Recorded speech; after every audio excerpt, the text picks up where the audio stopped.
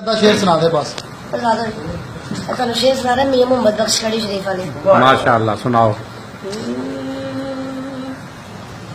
ना छड़ना छड़ यार दा बुआ अते हो जावेंगी रोगी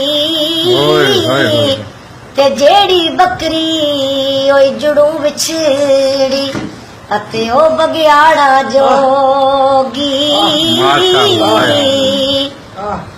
जो दुकान दे अंदर होवे अते ओ होई देवे विचारा ते किथू देवे लाल मुहम्मद ओ कोले वेचण वाला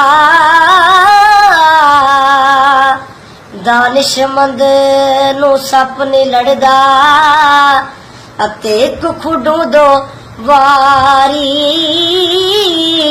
ते ओ यू मुड़ मुड़ तो खा खांदे अते मत जिना दी ओ मारी गुंगिया हो के शेर काफले को सुना रहे हैं। गुंगिया हो के ओ पेट न रखण अते इना कोलू डरिए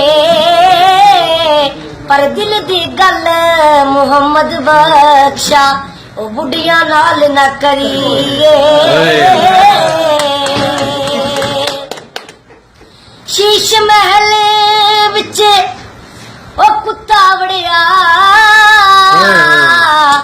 ते ओ जिस जिस कमरे जावे ते जिस जिस कमरे ओ चाथी मारे ते ओनू कुत्ता ही नजरी आवे। मां मरी ते रिश्ते ही मुक गए अते प्यो मरे कर वेला ते जिस दिन वीर प्यारे टुर जण अते उजड़ जांदा जे ओ मेला।